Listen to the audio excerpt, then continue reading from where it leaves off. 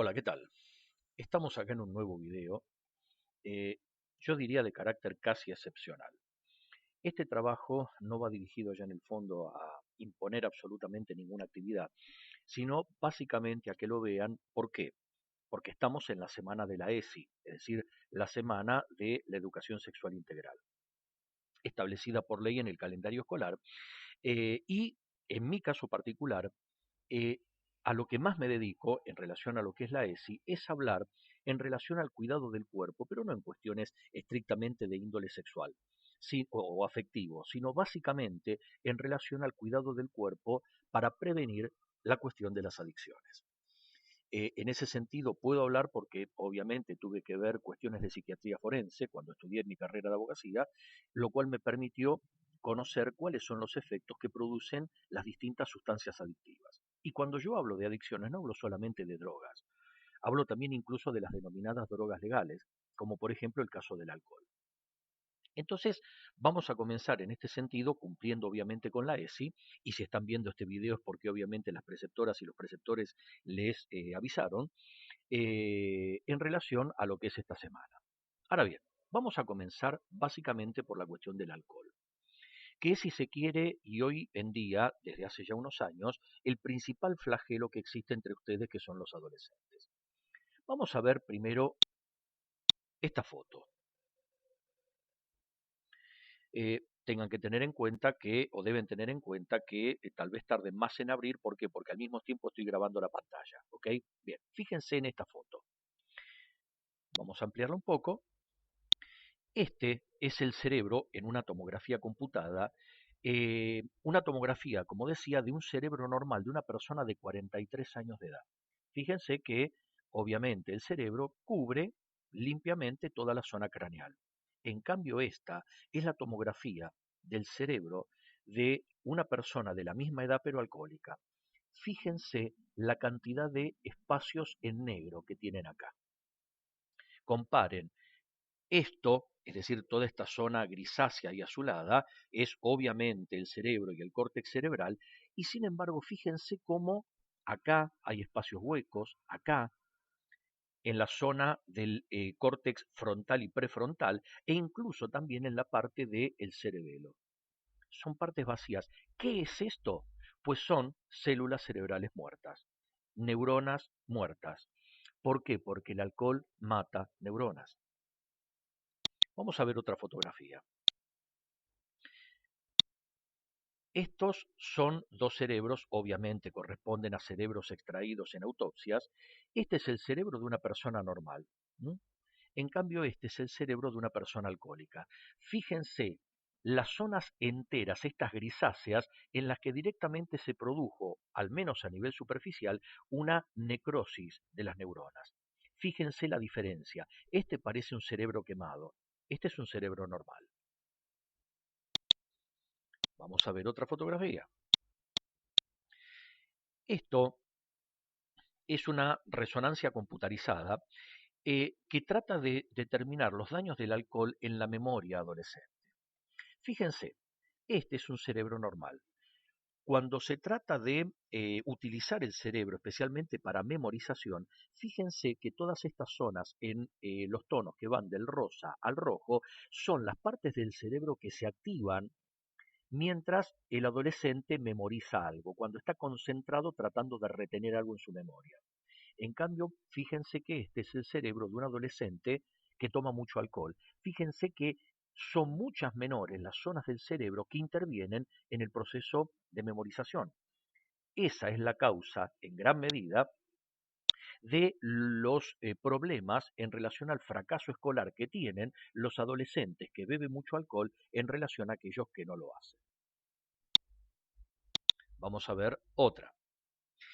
Em, Hasta ahora yo lo que les mostré es la influencia del alcohol a nivel cerebral, pero no solamente a nivel cerebral provoca daños. Ustedes piensen, chicos, que ninguno de ustedes tiene el hígado completamente formado. ¿Por qué? Porque el hígado es el último órgano del cuerpo en el ser humano que termina de desarrollarse. se puede decir que un ser humano tiene el hígado completamente formado aproximadamente de entre los 19 a los 21 años. Mientras tanto, no está completamente formado. Y hay que tener en cuenta que el órgano del cuerpo que procesa el alcohol, convirtiendo el alcohol en azúcares, es el hígado. De manera tal que si ustedes no tienen el hígado completamente maduro, lo único que van a obtener es un daño masivo a los hepatocitos, que son las células hepáticas. Esa es la causa por la cual es tan común en los jóvenes, especialmente en los adolescentes, el coma alcohólico. ¿Por qué? Porque cuando el cuerpo de un adolescente, el hígado de un adolescente, recibe una gran cantidad de alcohol, ¿qué es lo que hace el hígado al darse cuenta de que no está completamente maduro y que no puede lidiar con el procesamiento de tanta cantidad de alcohol? ¿Qué pasa? Se detiene, deja de filtrarlo, de manera tal que entonces el alcohol queda dando vueltas por todo el aparato circulatorio, provocando evidentemente daños a nivel cerebral y neuronal. Esas son Ese es el motivo por el cual es más común el coma alcohólico en los adolescentes que en los adultos. En el adulto puede llegar a pasar, pero es más raro, porque como el hígado del adulto ya está formado, a lo sumo lo que sí puede llegar a ocurrir es que se le produzca a la persona alcohólica o bien lo que se llama una cirrosis hepática o bien un cáncer hepático, o lo que es lo mismo, una insuficiencia hepática que la única manera de poder ser subsanada sería mediante un trasplante de hígado. Pero ¿cuál es el problema? Uno podría decir, pero está la solución del trasplante. Primero, no es gratis porque todas las personas que son trasplantadas necesitan de una medicación de por vida. ¿Para qué? Para evitar la reacción del sistema inmunológico contra el órgano. ¿Por qué? Porque cuando a alguien le trasplantan un órgano de otra persona, el cuerpo se da cuenta de que no tiene el mismo ADN que él. Entonces lo considera como un cuerpo invasor, como una enfermedad. Entonces, ¿qué es lo que hace el sistema inmunológico? Lo ataca. ¿Para qué? Para eliminarlo. ¿Ok? De manera tal que esas personas, las personas que están trasplantadas, necesitan tomar una medicación que los suprime inmunológicamente. ¿Para qué? Efectivamente, para evitar la reacción desmedida del sistema inmunológico contra ese órgano, que es el que le está permitiendo a la persona trasplantada seguir viviendo. ¿Ok? Entonces, decíamos que puede ser o una cirrosis o bien un cáncer hepático, que luego vamos a ver fotografías. Fíjense, en esta foto también. Y seguimos con la cuestión del cerebro. Este es un corte de un cerebro, este es un lóbulo, este es el lóbulo derecho y este es un lóbulo izquierdo.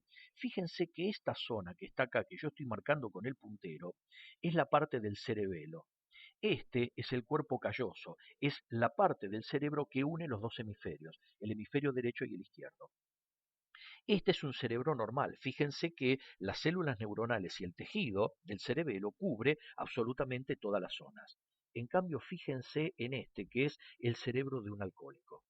Fíjense la cantidad de tejido neuronal que le falta al cerebelo. Y lamentablemente, esta zona de nuestro cerebro es lo que regula qué cosa, el equilibrio.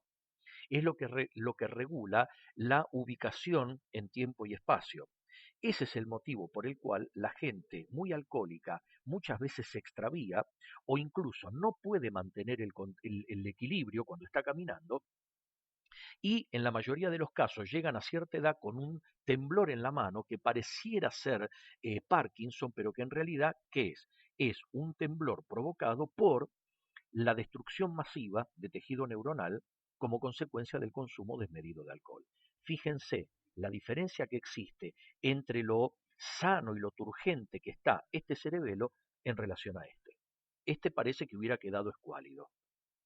Entonces, por un lado, ustedes ya saben el efecto que al mediano o a largo plazo les termina provocando el alcohol. El que diga que el alcohol no hace mal, miente.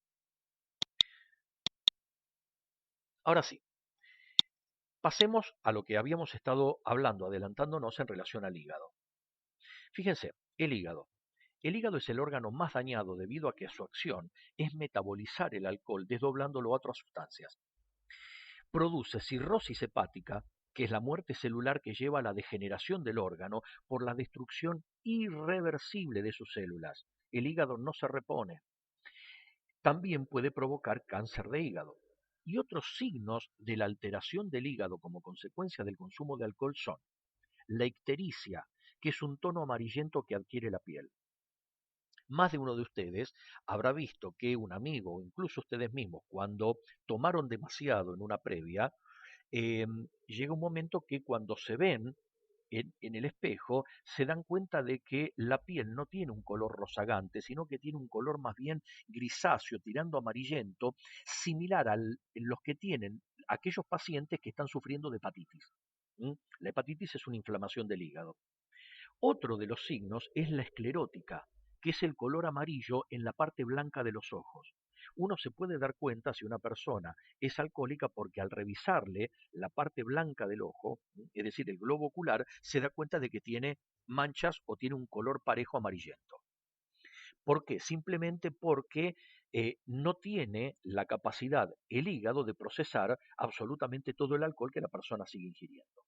Y también edemas, que es la acumulación de líquido en las extremidades.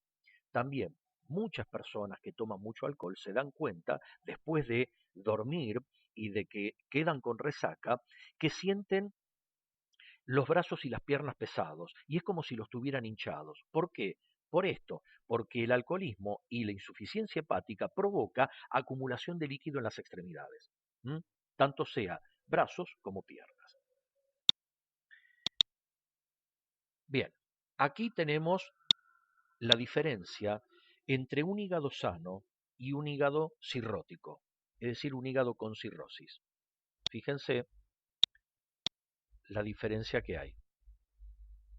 Este es un hígado sano, este es un hígado con cirrosis. Fíjense cómo se produjo de tal manera destrucción irreversible de los hepatocitos en el hígado que quedó como si fuera una chura quemada a la parrilla. Cuando alguien llega a este estadio, lo más seguro es que tenga insuficiencia hepática y la única manera que tenga de salvarse es mediante un trasplante hepático. Con un agravante, aparte de lo que yo ya dije, de que tienen que tomar de por vida una medicación que inmunosuprima su organismo. Y es el hecho de que cuando se tiene que poner a alguien en lista de emergencia por un trasplante hepático, normalmente se coloca en los primeros lugares, primero a las personas más jóvenes y también a aquellos que necesitan un trasplante pero porque no tienen una enfermedad que se hayan buscado ellos. ¿Ok? En este caso dirán, mire, usted estará en situación muy grave, pero ¿cuál es el problema? Allá en el fondo usted ya es adulto y esto se lo buscó. ¿Por qué? Porque usted sufre de alcoholismo crónico. De manera tal que en primer lugar tenemos que ubicar a los chicos, a los adolescentes y a aquellos que necesitan de un trasplante pero que no se lo buscaron. A ver, suena o puede sonar cruel, pero es la realidad. Y aparte, allá en el fondo, no deja de ser lo justo. Distinto es que se trate de una persona que tuvo cirrosis por otra causa, porque puede darse el caso de que alguien por tendencia genética o por alguna otra enfermedad que no sea este vicio, esta adicción, haya podido sufrir de cirrosis. Esa es otra historia, pero en este caso en particular, no. Sigamos. Vamos a ver más de cerca un hígado cirrótico.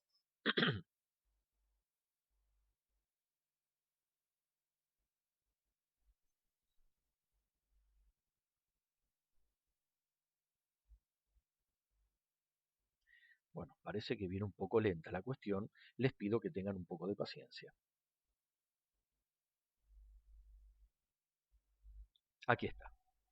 Fíjense, esto es de la Universidad Cornell, o mejor dicho, el Colegio Médico, la Universidad de Medicina de Cornell, de la Universidad de Cornell del año 1995. Fíjense el estado en el que quedó este hígado. Quedó completamente destruido. Por eso, cuando alguien les diga, toma, no pasa nada, sí pasa, sí pasa.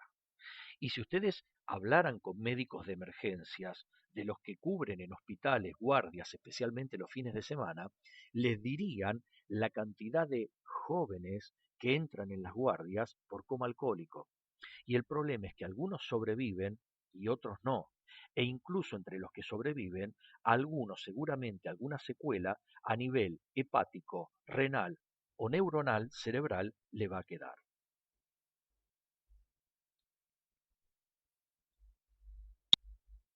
Bien,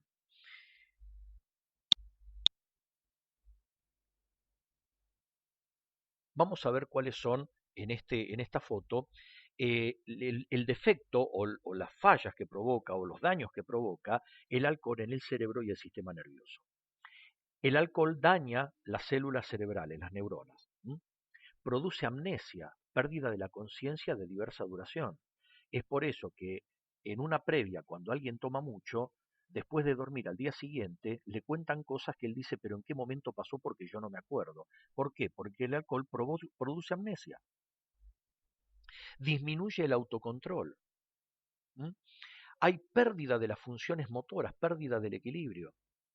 Y lo peor de todo es que las personas que fallecen como consecuencia del alcoholismo, muchas fallecen porque, si tienen suerte, por decirlo de alguna manera, por fallas a nivel fisiológico, por el daño que le causan al organismo, pero otra gran cantidad muere por los accidentes que sufren como consecuencia de la pérdida del equilibrio. La cantidad de gente que por estar borracha se mata en accidentes automovilísticos, siendo atropellados o simplemente porque caen mal y se terminan rompiendo la cabeza contra el piso, contra el cordón, es impresionante. Basta, no es el caso de hacerlo acá, pero basta con investigar un poco las estadísticas en Internet, sin que yo les invente absolutamente nada ni se los pinte peor de lo que realmente es. Afecta la capacidad de concentración. Si alguno de ustedes al día siguiente de una previa o de ir al boliche o de lo que sea, se dio cuenta de que la cabeza no le responde como para poder hacer la tarea o poder eh, eh, eh, prestar atención, aunque sea una serie, ¿m? Todos, en mayor o menor medida, experimentaron eso, o por lo menos la gran mayoría, no todos. Y por otro lado, produce una pérdida progresiva de la memoria. Es acumulativa. ¿Por qué? Porque a medida que se va bebiendo más, la destrucción a nivel neuronal se hace mayor.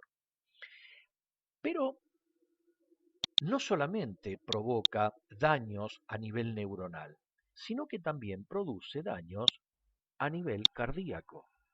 Es decir, hasta ahora vamos a ver tres órganos en los cuales el alcohol incide directamente: el hígado, el cerebro y el corazón. En el corazón aumenta la actividad cardíaca, es decir, produce mayor cantidad de pulsaciones, en muchos casos taquicardia. En dosis elevadas también aumenta la presión sanguínea, es decir, produce hipertensión, lo que puede producir un ataque al corazón, es decir, lo que se conoce vulgarmente como infarto. Y aparte debilita la musculatura cardíaca, la debilita, la vuelve más débil y por consiguiente la capacidad para bombear sangre. Por eso, muchas personas alcohólicas no solamente pueden llegar a necesitar un trasplante de hígado, sino también un trasplante cardíaco. Y en relación al daño que es neuronal, directamente no se puede hacer nada porque hasta ahora el trasplante cerebral no existe. Vamos acá. Si bien el alcohol provoca daños tanto en mujeres como en hombres, el problema es que más daño todavía, porque no solamente se daña a ella, provoca en las mujeres embarazadas. Porque en el embarazo, el abuso del alcohol puede desencadenar lo que se llama el síndrome alcohólico fetal. Sus consecuencias son retardo del crecimiento del bebé, malformaciones cardíacas, malformaciones del hígado, malformaciones de los riñones y malformaciones en los ojos. Hay algunos chicos con síndrome alcohólico fetal que pueden nacer sin uno o los dos globos oculares. Y el mayor daño se produce en el sistema nervioso central del feto, en el que puede aparecer retraso mental. Yo todavía no entiendo cómo es que hay mujeres que estando embarazadas siguen bebiendo. Simplemente porque no se dan cuenta que el simple placer de ellas le puede acarrear una deformidad de por medio o una escasa probabilidad de vida al hijo que lleva en el útero. No es broma, No es que dice, ay, con que tome un vasito no me hace nada. Por más que sea un... A ver, chicos, lo que hay que entender es lo siguiente. El que diga un vasito no hace nada. Si nosotros no tuviésemos el hígado que transforma el alcohol en azúcares, el alcohol, cualquier variante, incluida la cerveza, para nuestro organismo sería literalmente veneno. Si no es veneno, es simplemente porque nuestro hígado lo puede procesar. Pero si lo que hacemos por consumo de alcohol es arruinar el único órgano que nos permite procesarlo, me parece que no estamos siendo demasiado inteligentes.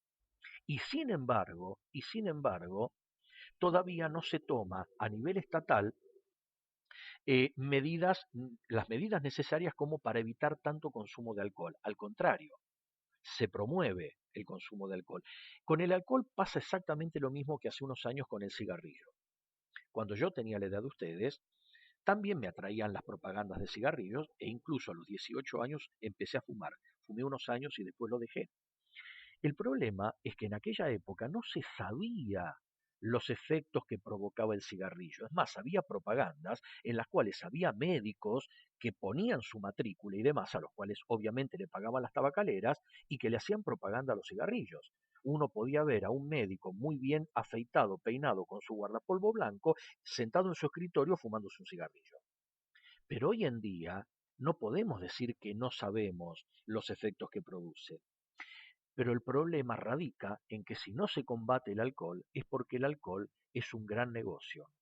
Es decir, la plata para unos pocos se consigue a expensas de la desgracia para muchos, como la mayor parte de las cosas en este mundo. A ver, veamos. ¿Qué consecuencias tiene el consumo de alcohol en adolescentes? El alcohol es adictivo para todos y cuando se inicia su consumo antes de los 18 años, que es la mayor parte de los casos, aumenta 5 veces la probabilidad de que se vuelvan alcohólicos de por vida.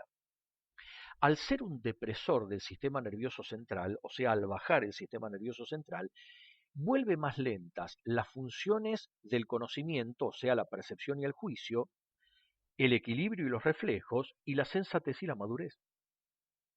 Es como que quedan lisiados no solo desde el punto de vista cognoscitivo, sino también motor y emocional.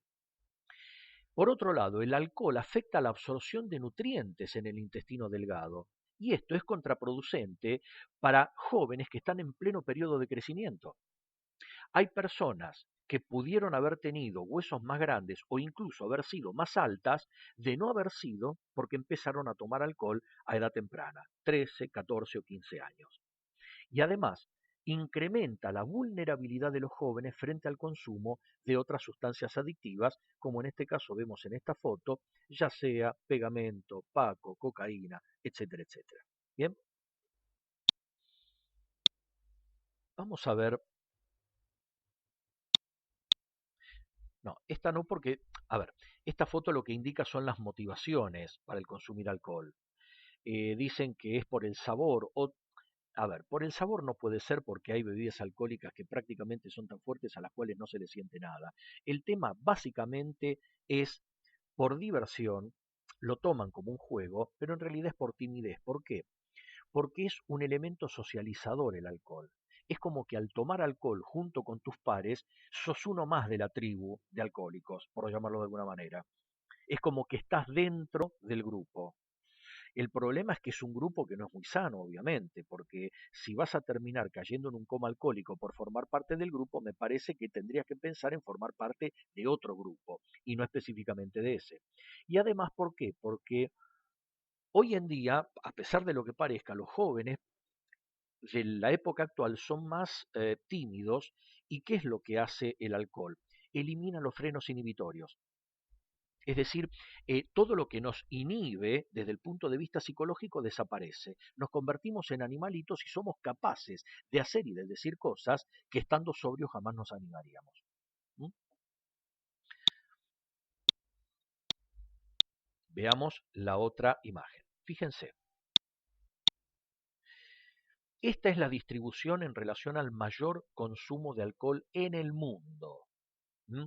Fíjense, acá dice el título, los países más borrachos del mundo. A ver, los países que más consumen son Rusia, Europa del Este, Canadá y Australia.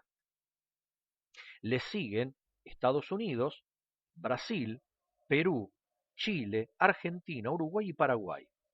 Y Venezuela, obviamente, allá son de tomar mucho ron. Y también Sudáfrica.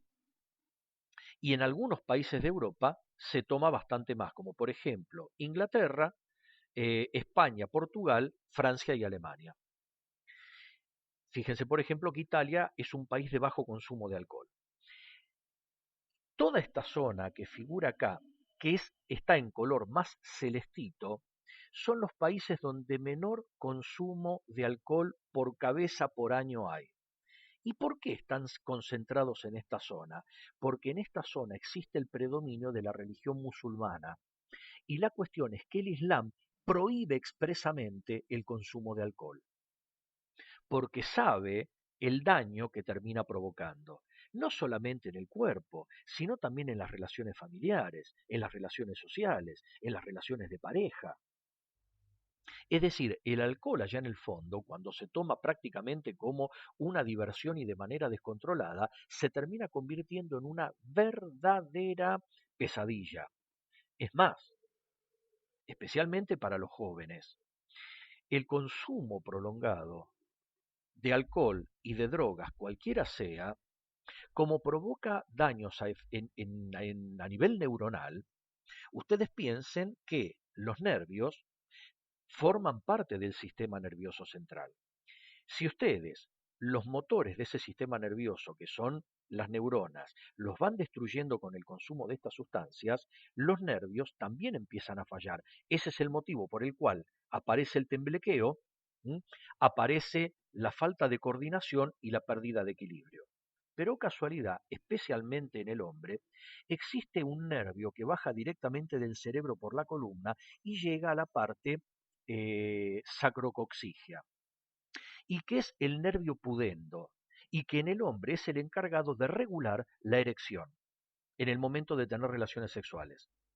Cuando uno consume mucho alcohol y consume otras drogas, el problema es que ese nervio pudendo deja de funcionar como tiene que funcionar, y ahí es donde aparecen los problemas de disfunción sexual y de erección.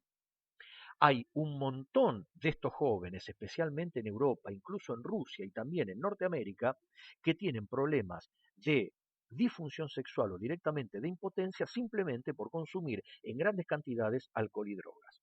¿Mm?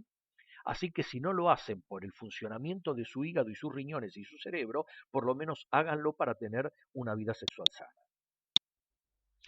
Eh, Fíjense en esto. El ranking del vicio se hizo, y ojo, esta información es del año 2015, ni siquiera es nueva, no es de ahora. Se hizo un ranking a nivel mundial para ver cuáles son los países más viciosos. Y se hizo un promedio en lo que se refiere a consumo de alcohol, de cigarrillos, de drogas y también de juego. ¿Por qué? Porque el juego compulsivo también es una adicción, a la cual se llama ludopatía. Mucha gente que no puede vivir sin ir a jugar al casino, sin ir al bingo continuamente y sin pasársela jugando a la quiniela continuamente, incluso hasta privándose de comer para poder apostar, eso obviamente es una enfermedad, es una adicción. Es como el cocainómano que ni siquiera come con tal de poder comprarse el raviol y seguir consumiendo. ¿Ok? Entonces se hizo este promedio y resulta que acá tenemos a los países más viciosos del mundo. Y fíjense, nuestro país, que en todos los demás niveles siempre aparece en los últimos puestos, estamos en el top 15. Estamos a nivel del mundo en el puesto 14. O sea, somos el 14º país más vicioso del mundo, tanto por alcohol como cigarrillos, como drogas, especialmente cocaína y juego.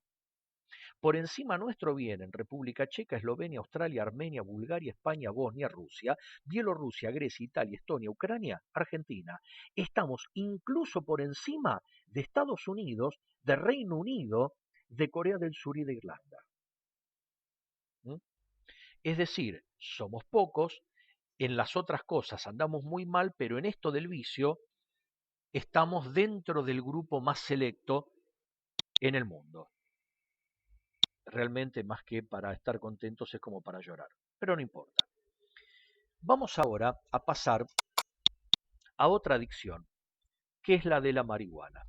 Yo sé que hoy en día existe el mito de que un churrito no le hace mal a nadie, ¿m? Lo cual obviamente es una mentira. Sí hace mal, es mentira que no hace nada. Fíjense, acá tenemos el típico, como se lo quiera llamar, porro, churro, canuto, tiene diferentes nombres. Acá tenemos la planta de la marihuana, una hoja. Acá tenemos los famosos cogollos, como se los llama también, o las flores desecadas, que es con la que se arman los cigarrillos de marihuana. Bien, entonces, ¿cuál es o cuáles son los efectos que produce la marihuana? Vamos a ver en este Word que yo había preparado y que en condiciones normales pasaría dentro del aula. Bien, un cigarrillo de marihuana equivale a 5 de tabaco para el pulmón. Esto es para la gente que dice, no, hace mucho peor el cigarrillo común que un porro. Fíjense que fumar un solo cigarrillo de cannabis tiene los mismos efectos sobre los pulmones humanos que fumarse entre 2,5 y 5 cigarrillos únicamente compuestos de tabaco, según señala un estudio realizado en Nueva Zelanda por el doctor Richard Beasley del Instituto de Investigación Médica de Nueva Zelanda y publicado en el sitio de internet de la revista especializada Tórax. Lo pueden buscar ustedes. Asimismo, otra investigación científica reveló que la marihuana puede aumentar hasta 40% el riesgo de sufrir enfermedades psicóticas como la esquizofrenia. ¿Mm? Fíjense, y esto en países del primer mundo. Nadie puede decir que Nueva Zelanda sea del tercer mundo. ¿Mm? Vamos a ver este otro Word que había preparado.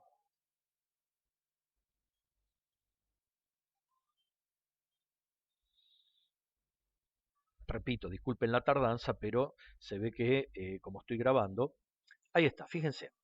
Los fumadores de marihuana presentan 20 veces más riesgo de padecer cáncer de pulmón que los consumidores de cigarrillos. Y esto lo dice la Fundación Británica del Pulmón, es decir, la Fundación Británica de Estudios sobre Enfermedades del Pulmón. Pese a la falsa creencia de que es inocua, fumar marihuana equivale a 20 cigarrillos de tabaco. Este es más nuevo, el estudio advierten investigadores de la British Lung Foundation, quienes realizaron una encuesta sobre la percepción que se tiene en Inglaterra sobre los cannabinoides. La encuesta, que involucró a más de 1.000 personas, reveló que el 88% de las personas cree que el tabaco es más peligroso que la marihuana y el 35% cree que no daña la salud. Esta falsa creencia sobre su inocuidad persiste pese a las evidencias científicas que la asocian con cáncer de pulmón, tuberculosis, bronquitis aguda, supresión del sistema inmunológico y enfermedades del corazón. Con una bocanada de marihuana se inhala más alquitrán y 5 veces más monóxido de carbono que con el cigarrillo. Por ello, a los expertos les preocupa que tantos jóvenes desconozcan los efectos perjudiciales del cannabis. Es alarmante que aunque las nuevas investigaciones continúan revelando las múltiples consecuencias que fumar marihuana tiene en la salud, todavía existe una peligrosa falta de conocimiento público sobre lo perjudicial que puede ser esta droga, señaló Elena Shovelton, presidenta ejecutiva de la Fundación Británica de Estudios de Enfermedades del Pulmón. ¿Por qué? Porque encima Los porros no tienen filtro. Yo sé que ahora hay algunos dealers que le están poniendo filtro, pero ni me quiero imaginar lo que le deben poner en la parte en donde va la marihuana. Deben tener hasta pasto seco. Pero el tema es que se inhala más alquitrán. ¿Por qué? Por la costumbre de que el porro se inhala hasta el momento en el que el fuego, la ceniza, quema los dedos. Es decir, se fuma hasta el final. Mientras que un cigarrillo común y corriente se fuma como mínimo hasta el filtro. Bien, a ver, vamos a ver entonces lo específico. ¿Qué es lo que provoca a nivel del cerebro? Porque esto es a nivel pulmonar y a nivel cardíaco. Pero ¿qué pasa a nivel del cerebro? Fíjense, este es un cerebro sano de una persona joven, casi adolescente. Y fíjense el cerebro, es decir, esto es una tomografía con contraste computarizada de una persona de 18 años que fuma marihuana todos los días. Fíjense los bordes irregulares a comparación de este cerebro sano y los huecos que empieza a tener. Fíjense lo irregularidad y lo poroso que queda el cerebro de esta persona. Ustedes dirán, ¿pero por qué? ¿Por qué provoca eso? Ustedes tienen que saber, chicos, que la marihuana tiene distintos componentes, obviamente químicos. Fíjense, era lo que yo les decía acá, las personas que son fumadores de marihuana inhalan más cantidad y retienen el humo en sus pulmones mucho más tiempo que los fumadores de tabaco.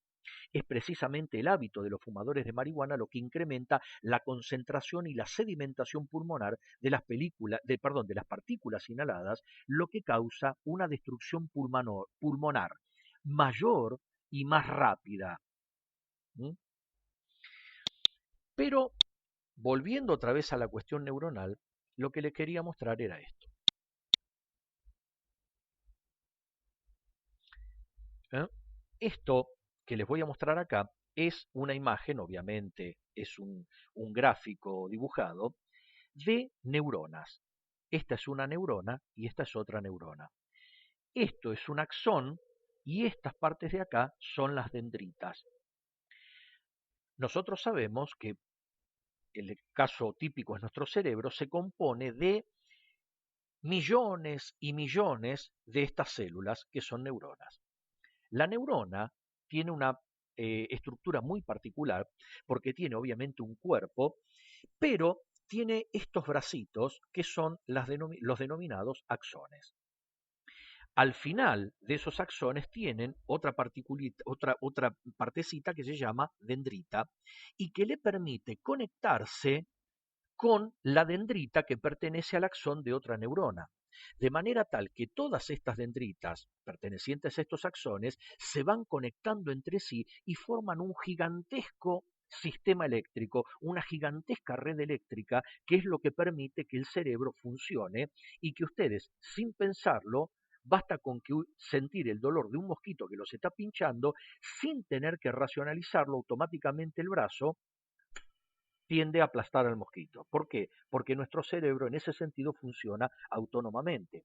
Estas conexiones es lo que permiten que no nos tengamos que preocupar ni siquiera por respirar, porque nuestro cerebro se ocupa solo en piloto automático. Eso es lo que permite que no tengamos ni siquiera que estar pendientes de la digestión después de comer. ¿Por qué? Porque esas son funciones neurovegetativas de las cuales se ocupa en piloto automático nuestro cerebro. Hay otras cosas que sí, obviamente, necesitan nuestra atención, pero todo lo que se refiere al funcionamiento mecánico de nuestro cuerpo se ocupa el cerebro solito, solito, en las llamadas funciones neurovegetativas. Ahora bien, yo les dije que esto conforma un gigantesco sistema eléctrico. Cuando ustedes juntan para arreglar un velador o un enchufe dos cables y juntan el cobrecito para evitar que patee y que se escape la corriente, ¿qué es lo que se hace? Se lo aísla. ¿Con qué? Con cinta aisladora. Pues bien, la cinta aisladora de estas dendritas en la conexión es una capita de grasa que se llama mielina. Ahora bien, el principal componente del cannabis, es decir, de la planta de la marihuana, se llama científicamente Cannabis sativa lineo, tiene un componente químico que es el tetrahidrocannabinol, que Lo que hace específicamente es un alcaloide que desintegra la capita de grasa, la mielina, que permite que las dendritas de las neuronas se mantengan unidas. De manera tal que con el paso del tiempo, la persona que consume marihuana cada vez va perdiendo mayor cantidad de conexiones neuronales, neurológicas. ¿Por qué? Porque se van soltando las dendritas y los axones quedan sueltos. Ese es el motivo por el cual gente que no es demasiado grande y que consumió durante muchos años marihuana, llega con un grado de envejecimiento o de deterioro a nivel cognitivo que una persona que no fuma marihuana en general no tiene. ¿Mm? Por eso, cuando les digan que la marihuana no hace nada, no les crean, porque sí hace. Hasta ahora vimos los siguientes efectos. A nivel pulmonar, mayor incidencia de cáncer de pulmón. Y no solamente de eso, sino también de EPOC, sino también de bronquitis crónica. A nivel cardíaco, porque también provoca hipertensión, ya que el tetrahidrocannabinol tiene un efecto de achicamiento de las venas capilares, perdón, de las venas y de los capilares. Es decir, reduce el diámetro de las arterias y de las venas, lo cual hace que el corazón tenga que trabajar más forzado y terminar incluso provocando presión alta. No solamente a nivel de eso, sino también a nivel neuronal, que es lo que les estoy mostrando acá. Vamos a ver qué otros efectos provoca, especialmente en los jóvenes, ¿no? Eh, Fíjense, la marihuana provoca adicción, ilusiones, alucinaciones y desánimo. Ustedes dirán, bueno, pero las personas a las que le provoca eso es porque tienen un mal viaje. Está bien, pero nadie cuando va a empezar sabe si va a tener un buen o un mal viaje. Y además, independientemente de eso, el hecho de que tenga o no alucinaciones no significa que todos los demás efectos físicos que provoca el tetrahidrocannabinol no afecte tu organismo. También delirio de persecución, psicosis, la persona se vuelve paranoica cuando consume marihuana. Ojos rojos, boca seca, irritación de garganta que también puede producir cáncer de tráquea, igual que con el cigarrillo.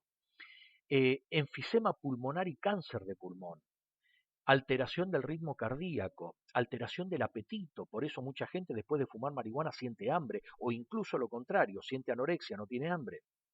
Alteración de la tensión arterial, sistema inmunológico debilitado y en los hombres disminuye el deseo sexual, por lo que les expliqué del nervio pudendo. Y en las mujeres produce alteración del ciclo menstrual y alteración de la ovulación. Ahora bien, yo les dije que provoca un efecto de reducción del calibre de las venas y de los capilares, de manera tal que hay zonas enteras del cuerpo donde la irrigación sanguínea no llega bien. Y es bien sabido que cuando una parte del cuerpo no tiene buena irrigación sanguínea, tarde o temprano se termina necrosando, es decir, se termina muriendo y se termina cayendo. ¿Mm? Fíjense, si no, qué es lo que provoca también en la dentadura. Como es decir, las encías es una de las partes en donde el organismo menos sangre envía cuando está comprometido, porque no es una parte esencial del organismo que pueda mantener la vida. ¿Qué es lo que pasa? Las encías, al recibir menos flujo de sangre, se retraen de manera tal que el diente o los dientes no tienen bien de dónde agarrarse y se empiezan a caer. Ese es el motivo por el cual la gente que fuma mucha marihuana y encima tiene una mala higiene bucal, se le caen los dientes. Fíjense esta foto de una persona consumidora crónica de marihuana. ¿Mm? Obviamente no es muy lindo. Aquí tenemos otra. Fíjense, vamos a ampliarla. Acá no solamente se trata de los dientes, fíjense que acá directamente se le ve el maxilar, el hueso, sino que acá también esta es una de las partes en donde la irrigación sanguínea no llega a la punta de los dedos, se secan, se necrosan y se caen. ¿Mm?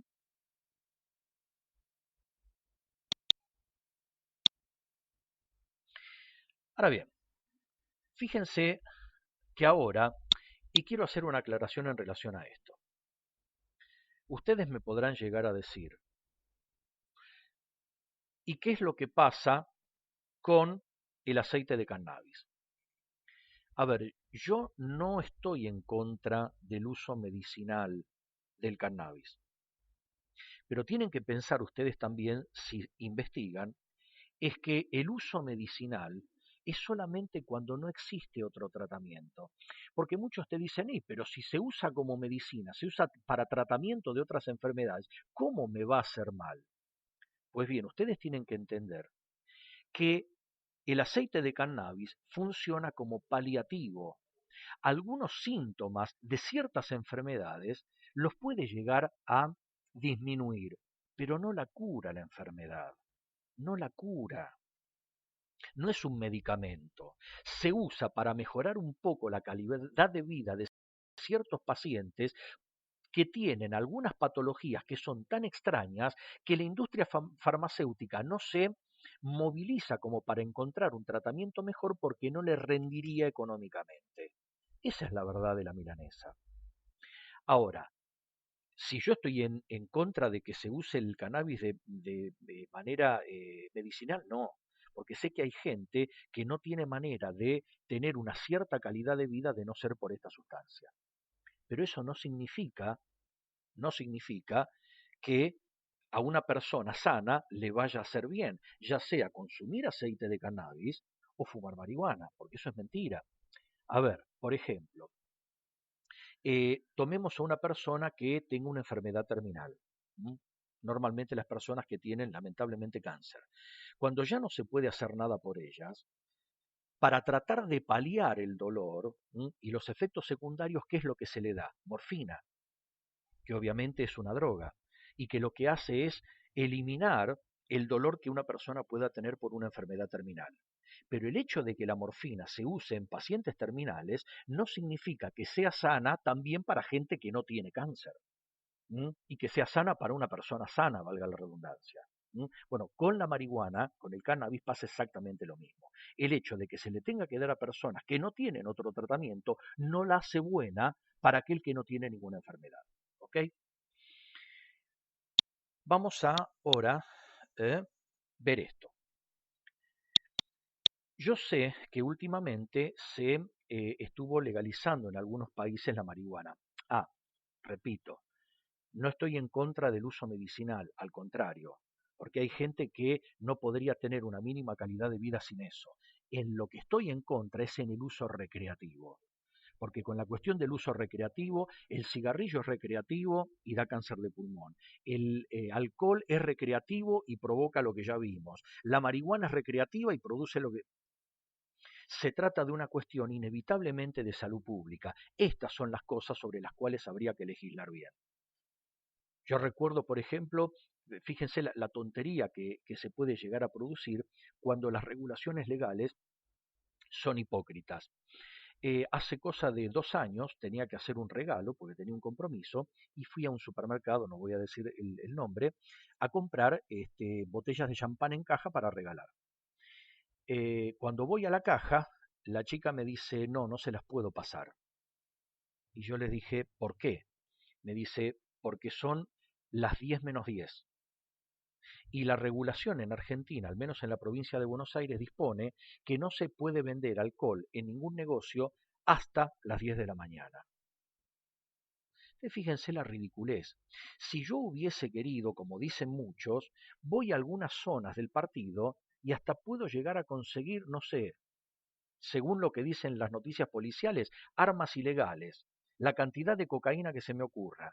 Pero voy a comprar yo, siendo un adulto ya grande, para la época de las fiestas, botellas de champán para regalar y tuve que quedarme ahí clavado casi 15 minutos porque la ley dispone que no se puede vender alcohol hasta las 10 de la mañana. No tiene demasiado sentido, ¿no? Bien, esa no es la manera correcta de luchar contra un problema de salud pública. Es mi opinión. Bien, a ver, ¿en qué países puedes fumarte un porro legalmente? Estados Unidos. Es legal para uso medicinal. y está descriminalizada para uso recreativo nada más que en los estados de Colorado, Washington, Oregon, Alaska y últimamente también el estado de California. Otro país es Costa Rica, también en Ecuador, en Perú, en Uruguay, en Colombia, Jamaica, obviamente, la tierra del reggae y de los rastafaris, Portugal, España, Suiza, Rumania, República Checa, Noruega y Holanda. En Holanda directamente hay bares de cannabis en donde la gente puede ir y pedirse un café o lo que quiera mientras se fuma un cigarrillo de marihuana. Lo peor de todo es que permiten entrar a esos negocios a gente con chicos.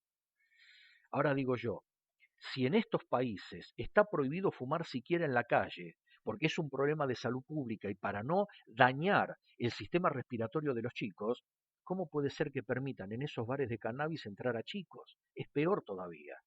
Pero bueno, igualmente no son tantos. Ustedes fíjense que serán más o menos unos 15 países en donde está legalizada la marihuana, pero en el mundo hay cerca de 200 países.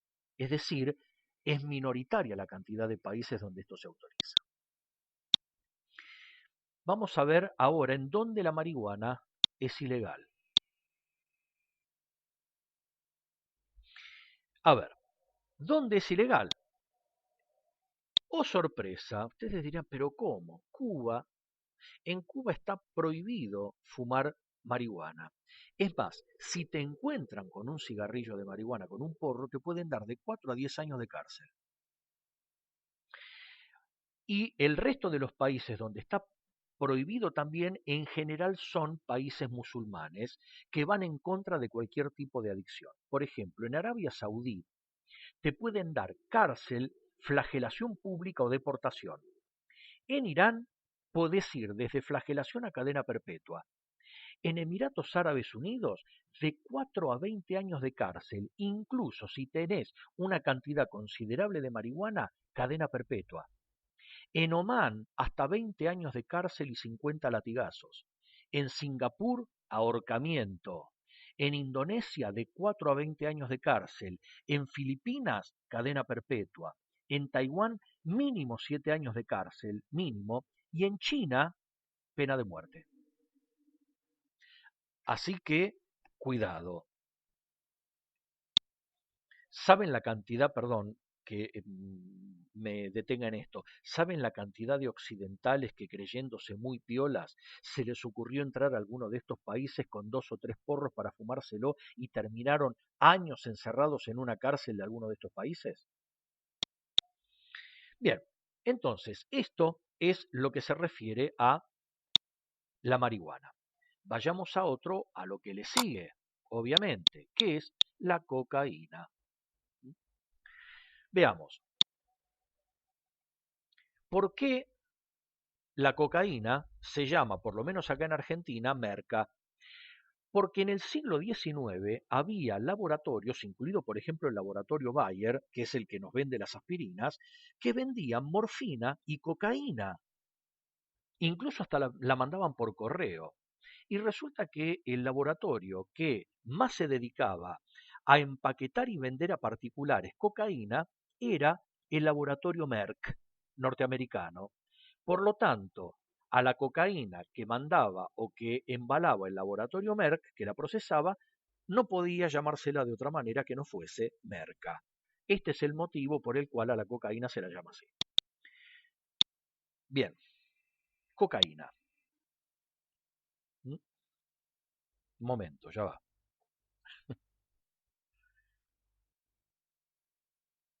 Veamos. A ver, tiene factores de riesgo. Hay antecedentes familiares de adicciones o enfermedades mentales. También es un factor de riesgo vivir en un entorno donde el uso de las drogas sea común. También exponerse a la cocaína en el útero puede generar un bebé que pueda llegar a ser adicto. Es más, hay bebés de madres adictas que en la sección de neonatología tienen unos ataques eh, que parecen casi epilépticos. ¿Por qué? Por la falta de esa sustancia adictiva, ¿m? Que realmente rompe el corazón ver a esos bebés cómo se sacuden y cómo sufren y cómo prácticamente se vuelven morados porque se quedan sin aire de tanto que gritan. ¿M? Eso es lo que se llama el ataque de abstinencia. ¿M? También en entornos familiares inestables, falta de supervisión de los padres y presión de los compañeros del grupo, al igual que con el alcohol, con la marihuana, etc. ¿Cuáles son los síntomas del comportamiento de un adicto a la cocaína? Periodos prolongados de energía excesiva, está continuamente acelerado, hablar rápidamente, la persona se vuelve agresiva, tiende a mentir en relación a su adicción, hurto, roba para vender lo que robó incluso dentro de la casa y poder seguir comprando para consumir, episodios de hiperactividad repentina y participación en conductas riesgosas. ¿Por qué? Porque el que consume cocaína se siente prácticamente Superman o Shazam. Otro indicio como para poder identificar a alguien que consume cocaína.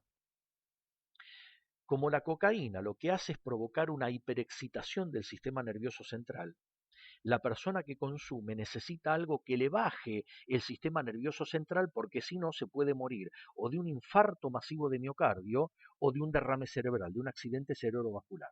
¿Con qué lo baja? Con alcohol. Por eso, el matrimonio perfecto para el adicto es el de cocaína y alcohol. Ese es el motivo por el cual gente que es o ha sido adicta reconocida siempre estaba con un vasito de whisky o de alguna bebida blanca en la mano. ¿Ok? Eh, Síntomas físicos: aceleración de la frecuencia cardíaca, dilatación de las pupilas, hemorragias nasales frecuentes. ¿Por qué? Porque se inhala fundamentalmente por la nariz, no es la única manera, pero se hace así. Sudoración excesiva, aumento de la temperatura corporal, provoca hipertermia. Hay gente que llega a tener 38, 38 y medio por el consumo de cocaína. Ataques e hipertensión. ¿Y cuáles son los síntomas cognitivos? Psicosis, alucinaciones, euforia traída de la nada, paranoia, repentinos ataques de pánico, intranquilidad e irritabilidad. Y entre nosotros, otro de los síntomas de alguien que está sufriendo abstinencia es lo que se llama el famoso mandibuleo. Es decir, tienen tales contracciones a nivel muscular por la falta de la droga que no pueden controlar el maxilar, ¿sí? Y la mandíbula inferior se les mueve sin control, entonces parece que está mandibuleando. Vulgarmente se lo llama así. ¿Y cuáles son los síntomas psicosociales del consumo de cocaína? Depresión, porque después de que la cocaína te llevó a las alturas, cuando caes, la depresión es prácticamente inevitable. Disminución del interés por las cosas que anteriormente se disfrutaban, ansiedad y cambios impredecibles en el estado de ánimo. Estos son todos síntomas que permiten medianamente poder individualizar si alguien es consumidor o no. A ver, ¿qué es lo que ocurre con la cocaína? Esta foto que les voy a mostrar ahora es una molécula en realidad se llama clorhidrato de cocaína, es el nombre correcto. ¿Por qué no abre? Clorhidrato de cocaína es el nombre más correcto, visto en un microscopio electrónico. Fíjense, ¿ven todos estos palitos que sobresalen así? El clorhidrato de cocaína no tiene una estructura muy diferente al resto de las sales que existen en la naturaleza. Y todo esto que ustedes ven acá son salientes que tienen estas partículas y que funcionan casi como microscópicos alfileres o agujas que apuntan para todos lados. ¿Ok? Esta es la estructura filosa, si se quiere, y por qué no cortante, de una molécula de cocaína. ¿Ven? Este es el motivo por el cual cuando la gente inhala cocaína, tiene hemorragia nasal. ¿Por qué? Porque todas estas pequeñas agujetas que actúan como navajitas terminan cortando las paredes de los capilares que llegan a la nariz y empiezan obviamente a perder sangre. Es inevitable. Si alguien lastima un tejido, lo normal es que sangre. Ahora, hay mucha gente que incluso se queda sin el tabique nasal, que es cartílago. ¿Por qué? Porque se lo raspa y se lo termina desgastando el consumo prolongado de cocaína. A ver si tengo por aquí una fotografía, fíjense, de alguien que se quedó sin tabique nasal por inhalar tanta cocaína. Fíjense, se quedó sin tabique nasal. Ahora, ustedes imagínense que si las sales del clorhidrato de cocaína, las moléculas del clorhidrato de cocaína, pueden hacer esto en el cartílago, imagínense lo que puede provocar cuando llega al cerebro. Este, fíjense, es el cerebro de una persona consumidora de cocaína. Fíjense perdón, cómo le destruyó uno de los lóbulos frontales del cerebro. Este es un corte de un cerebro normal.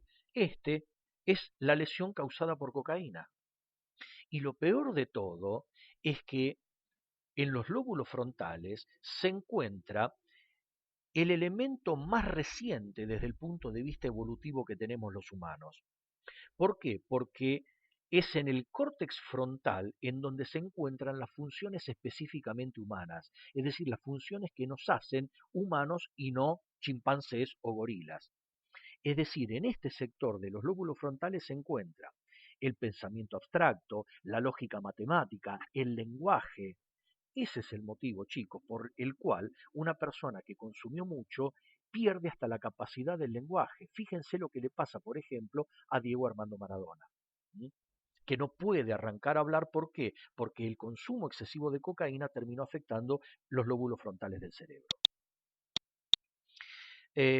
Bien, pero no solamente eso, no solamente eso, no solamente perfora esto. Fíjense que acá tenemos también la foto de personas a las cuales la cocaína hasta les perforó el paladar de la boca. Yo sé que esto les va a resultar a muchos asqueroso, pero ¿saben qué pasa? Si vamos a hablar de adicciones, vamos a hablar como corresponde y no con eufemismos o de una manera elegante.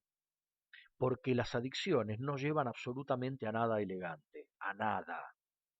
Hay que mostrar las imágenes descarnadas tal cual son. ¿Para qué? Cuando si alguien cae porque le gustó, después no pueda decir, ah, yo no sabía. Sí, sabías, pero igualmente decidiste hacerlo. Acá tenemos otra foto también de un paladar perforado por el consumo de cocaína. ¿Mm?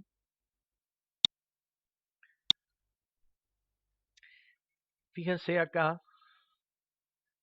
hay alguien, no creo que sea real, ¿no? Pero es ilustrativo nada más. Fíjense, una persona consumiendo cocaína. ¿Mm?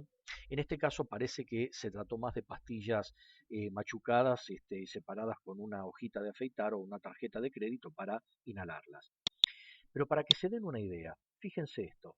Estos son los famosos papelitos que tienen la apariencia de chasquibún, pero de chasquibún no tiene nada porque estos explotan pero en el cerebro, que contienen una dosis de 1 gramo de clorhidrato de cocaína obviamente rebajada.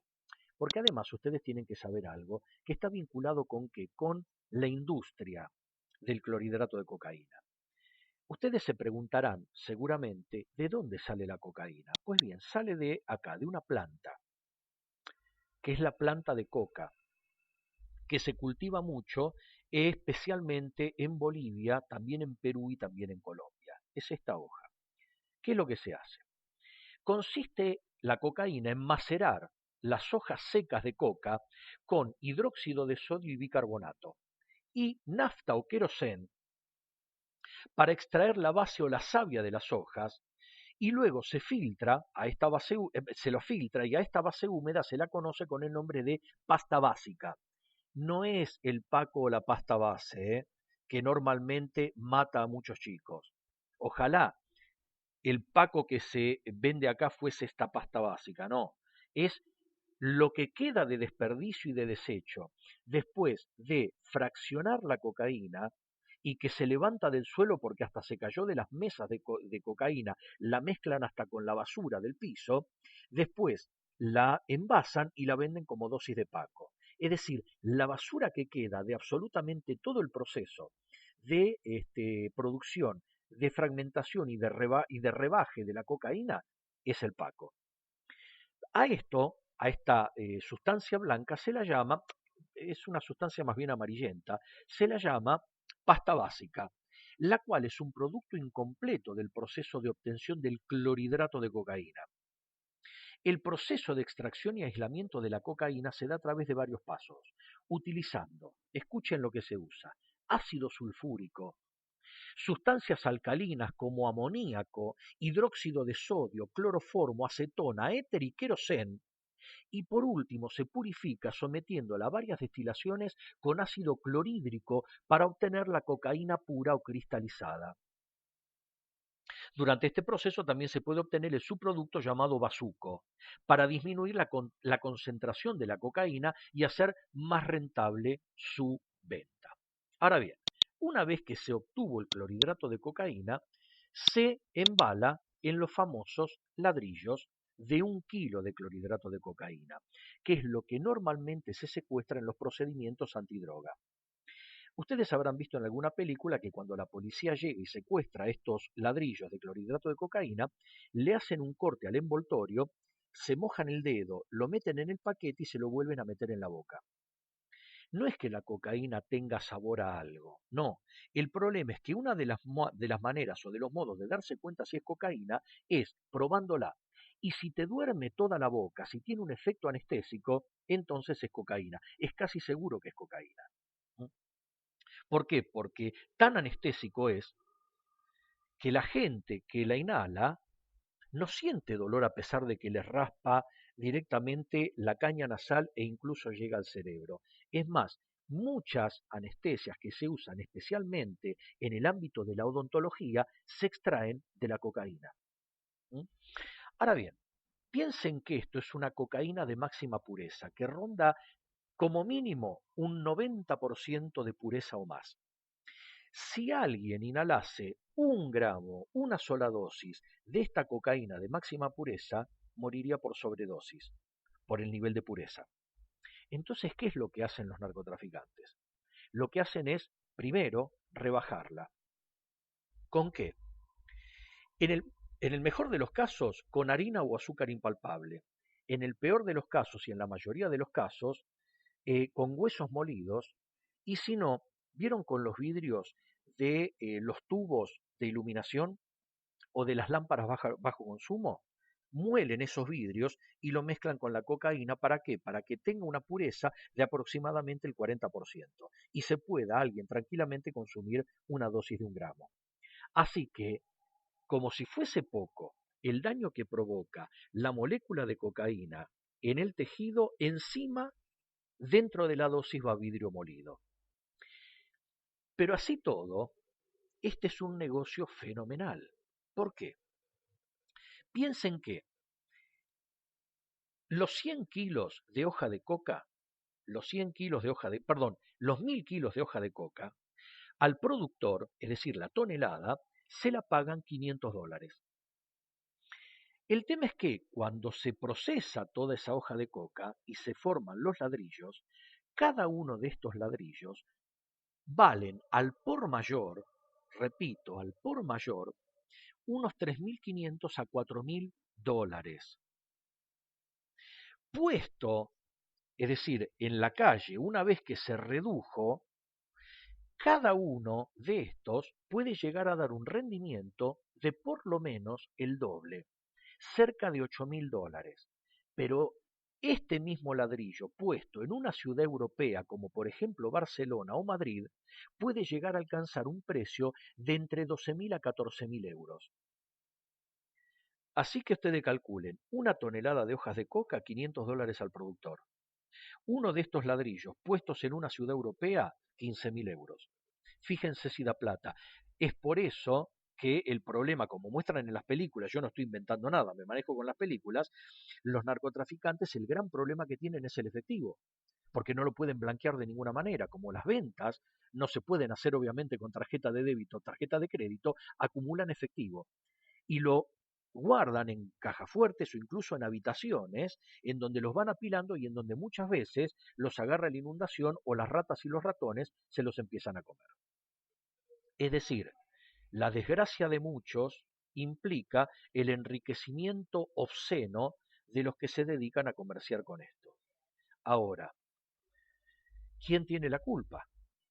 Porque yo estoy seguro que nunca se va a poder combatir la oferta de droga si la demanda se mantiene y sigue creciendo. Mientras haya gente que sea inconsciente y a la cual no le importe su propia vida y siga consumiendo esto, esta gente va a seguir amasando fortunas. Pero bueno, cada uno decide no solamente cómo vive, sino que a veces también decide cómo muere. Entonces, fíjense en este gráfico. Uno podría decir, ¿cuál es el país donde más cocaína se consume en América Latina? Chirín, ¿quién está primero? Argentina. Ustedes dirán, ¿what? Sí, chicos, en Argentina se consume más cocaína que en Chile, que en Uruguay, que en Panamá, que en Haití, que en Colombia, que en Bolivia, que en Nicaragua y que en Brasil. Más cocaína que en Venezuela, Perú, México, El Salvador, Costa Rica, Paraguay, Ecuador y Guatemala. Es decir, somos el primer consumidor, somos no todos, porque yo no consumo, nunca consumí, pero somos los argentinos, los primeros consumidores de cocaína en América Latina. Y esto es un informe del año 2015 también, del año 2015. Estamos en el 2020. Fíjense el desastre que provoca, o los estragos que provoca la cocaína. Fíjense, en 3 años, esta foto es del 2005, esta es del 2008. Parece que hubiera envejecido 20 años de golpe.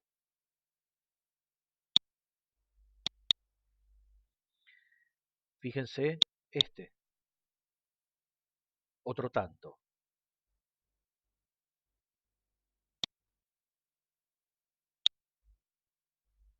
En 3 o 4 años parece que hubiera envejecido 20.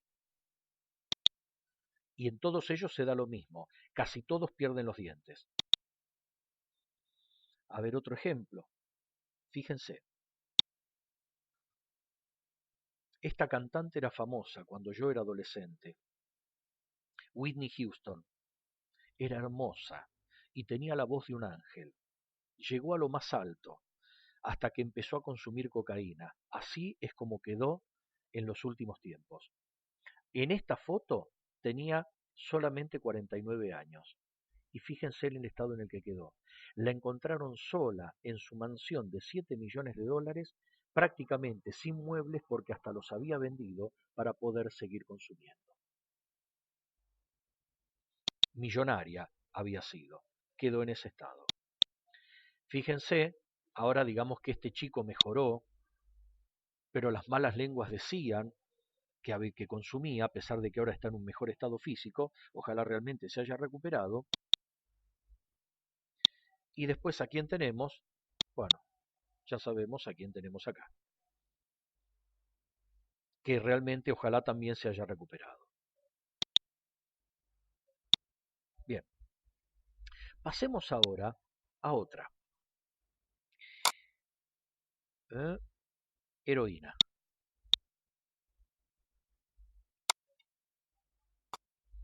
Bien, ¿de dónde sale la heroína? De esta hermosa flor, la amapola.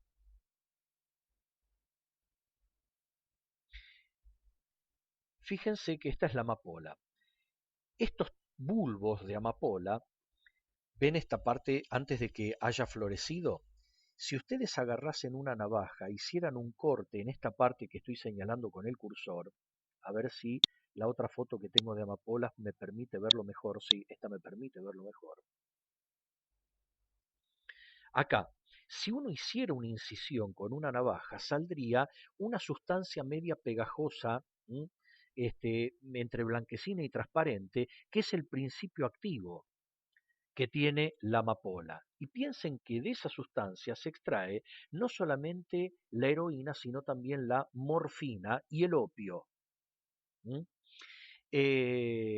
Obviamente que a partir de estos bulbos se fabrica la droga más potente que existe, por lo menos que existe hasta ahora y que, si bien es destructiva, directamente no es tan cruel, por llamarlo de alguna manera. Lo que sí es cierto es que alguien que consume alcohol se puede recuperar, alguien que consume marihuana y o cocaína se puede recuperar, pero todos los especialistas dicen que aquel que llega a la heroína está perdido, ya no se recupera, de tan adictiva que es. Y por si no lo sabían, ¿saben hoy en día cuál es el país que más cantidad de semillas y bulbos de amapola exporta en el mundo? No es un país del tercer mundo, es Holanda, lo que hoy en día se conoce con el nombre de Países Bajos. Gente fina es otra cosa. A ver,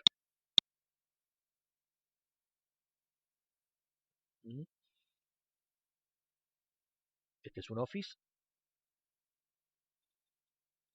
Bien, la heroína, diacetilmorfina o diamorfina en su denominación común internacional, es un opioide con propiedades analgésicas.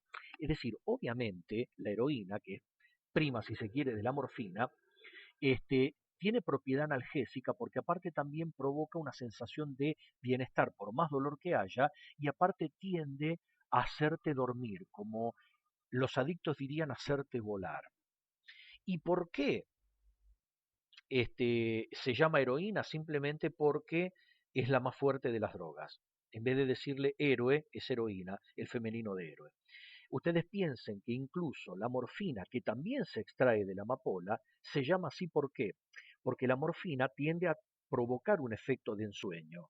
Y ustedes se acordarán que en la mitología griega el dios del sueño era Morfeo, de ahí es de donde viene morfina.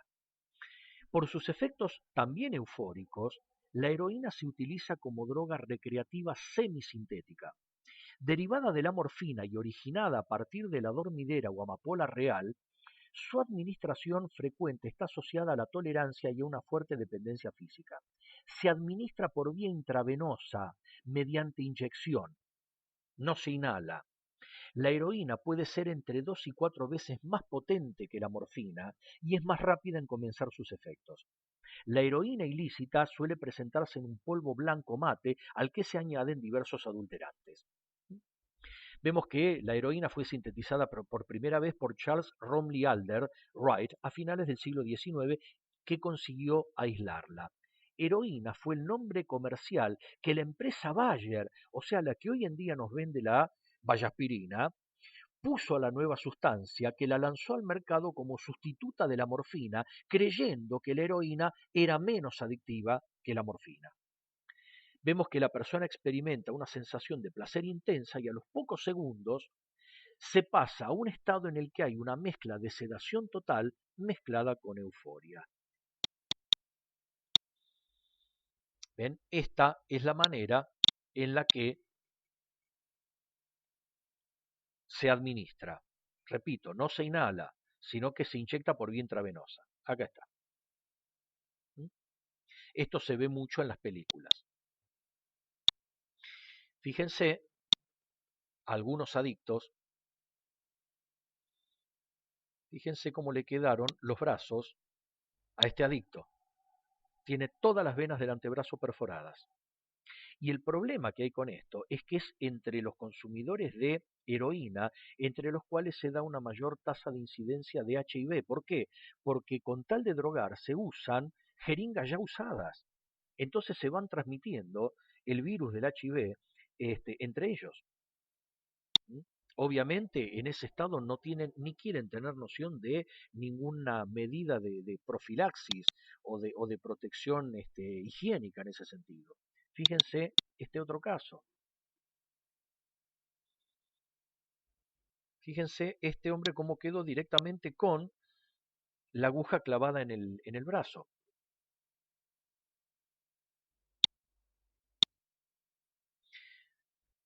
Y en algunos casos también, fíjense cómo por la falta de higiene se les producen hasta infecciones en la carne de los antebrazos.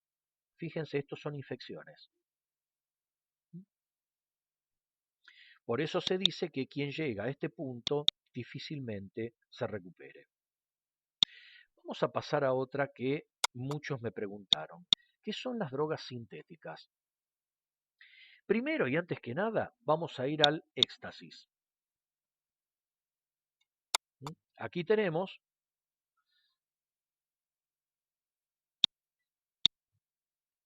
a la conocida, por lo menos por los informes de los noticieros que hay, del famoso Bob Esponja.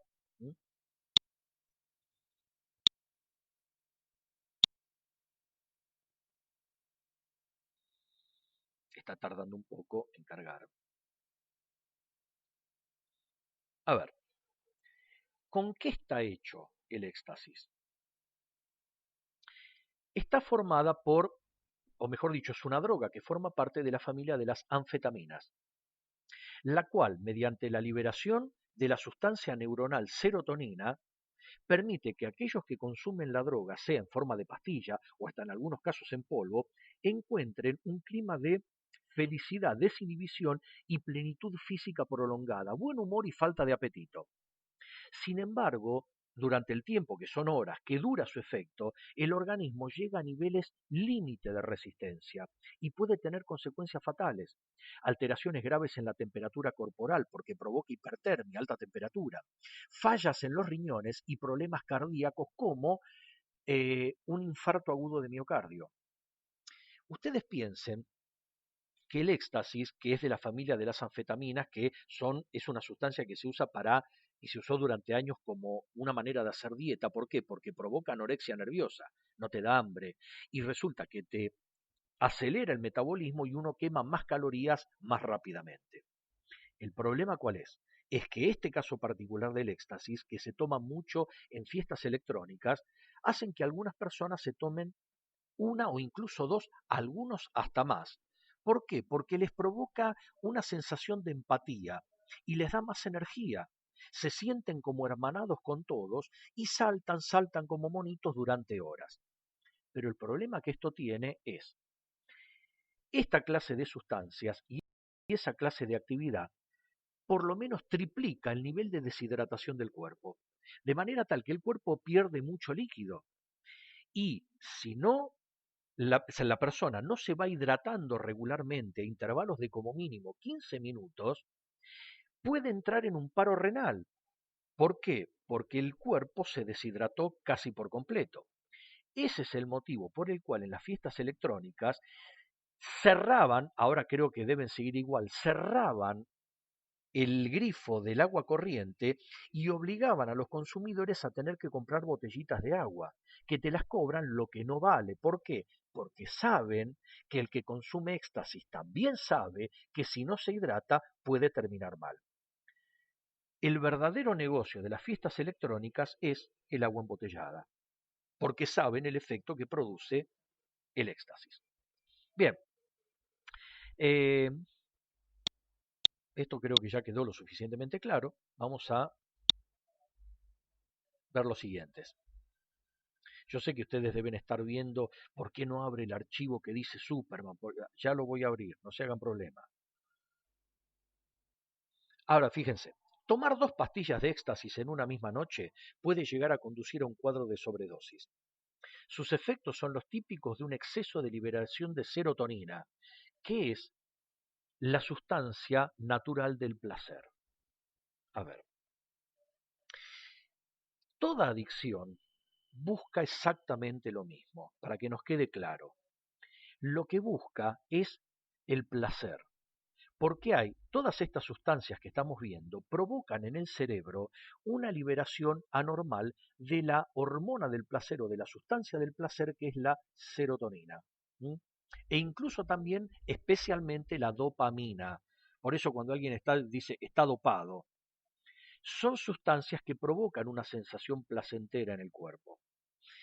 ¿Cuál es el problema? El problema es que, por ejemplo, con el alcohol, con o con la marihuana, con un vaso de cerveza o con un porro logré esa sensación placentera, pero el organismo se acostumbra, de manera tal que a la segunda vez, para obtener la misma cantidad de placer, voy a tener que consumir el doble de lo que me provoca ese placer.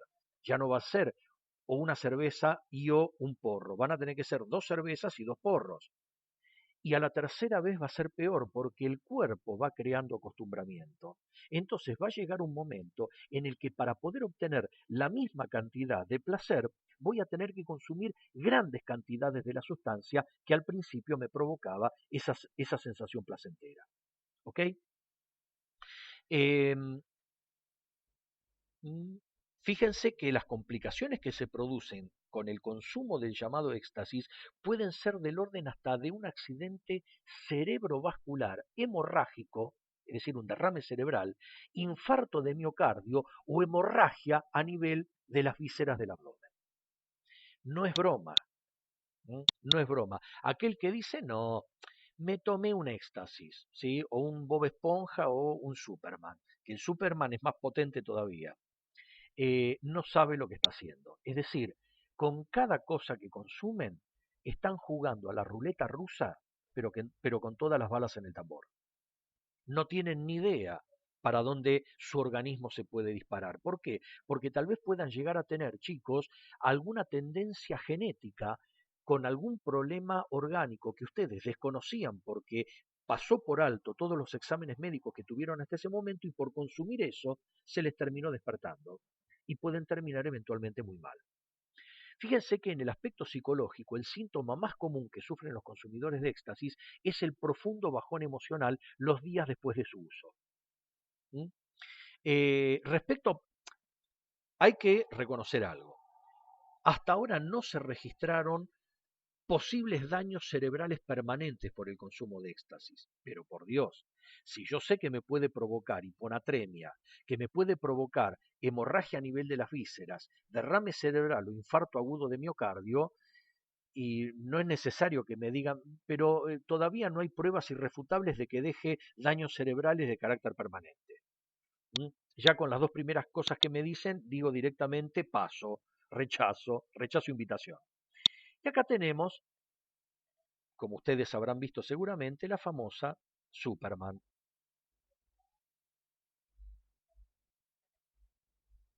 Fíjense, la pastilla llamada Superman es una droga sintética de la familia no solo de las anfetaminas, sino de las metanfetaminas, que son más potentes que las anfetaminas. Es conocida como el nombre del superhéroe, pero en realidad es parametoximentafetamina, la PMMA, una droga de diseño que combina dos estimulantes como son el éxtasis y la metanfetamina. Es decir, el Superman tiene un efecto doble o triple, porque se trata de anfetamina y metanfetamina, éxtasis más metanfetamina. Esta droga obviamente estimula el sistema nervioso central, pero genera un aumento muy alto del ritmo cardíaco y de la presión arterial. ¿Mm? Fíjense que provoca una sensación de euforia y desinhibición total muy buscada por los jóvenes en las fiestas electrónicas, donde no se para de bailar, saltar y relacionarse con otros. Superman es originario de Europa, más precisamente de Bélgica y Holanda, y alcanzó su triste fama cuando en las fiestas electrónicas del invierno europeo de 2015 en Inglaterra fue la causante de la muerte de 4 jóvenes. Se trata de una pastilla en forma triangular de color rojo, amarillo o naranja con una S en el centro como la del famoso Superman, es decir, esta imagen.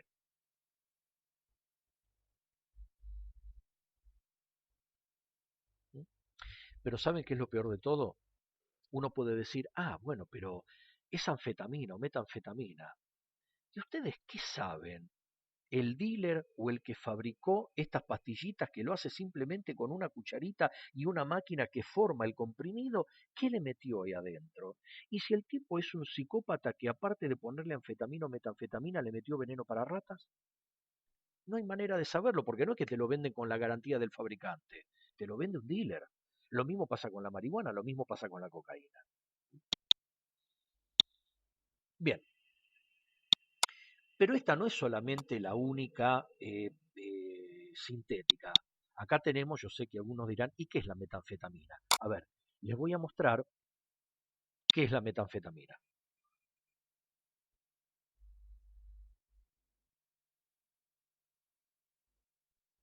Más o menos para que se den una idea. Es un estimulante, es anestésico local, perdón, es un estimulante, mientras que la cocaína también es anestésico local. La metanfetamina está hecha por el hombre, es sintética, la cocaína se deriva de una planta. La metanfetamina, al fumarla, produce un estímulo de larga duración. En cambio, la cocaína no se fuma porque produce un efecto muy corto, muy poquito.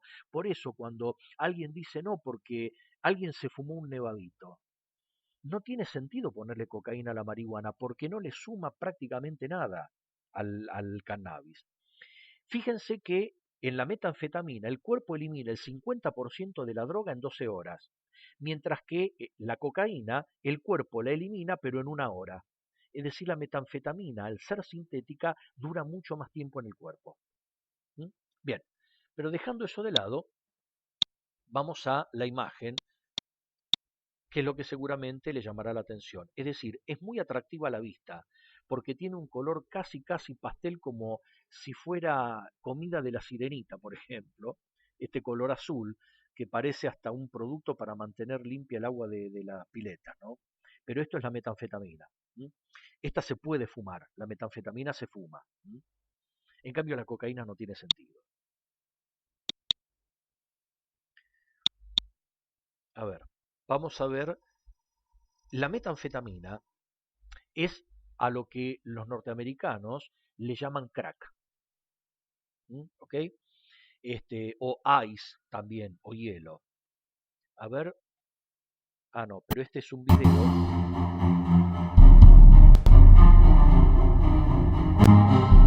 que espero que se pueda llegar a ver.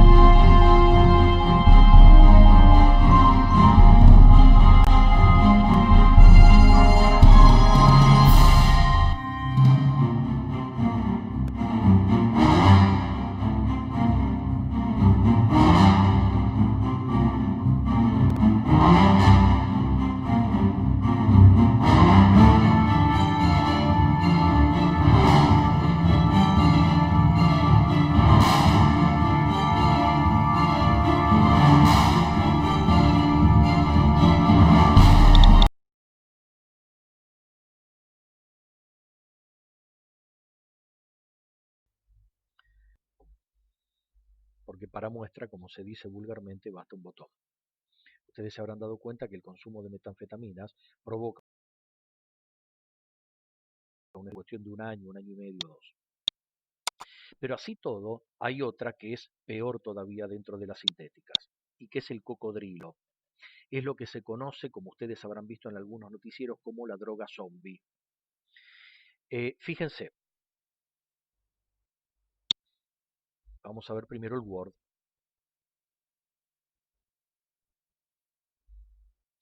¿Qué es lo que ocurrió? Uno de los países que hace una campaña realmente titánica en la lucha contra las drogas y el ingreso de drogas, a pesar de que el resultado no se note mucho, es Rusia. Eh, y vemos que el cocodrilo es una droga que se creó en Rusia, especialmente en el norte de ese país. El cocodrilo o desomorfina es una droga casera a base de opiáceos que resulta hasta 10 veces más fuerte que la heroína y muchas veces más barata y tóxica. El problema por el cual se creó es que el gobierno ruso presionaba tanto para evitar que llegara, especialmente de Estados Unidos, heroína a territorio ruso, los adictos a la heroína se encontraron con que no tenían con qué drogarse. Entonces, a alguien se le ocurrió crear este monstruo.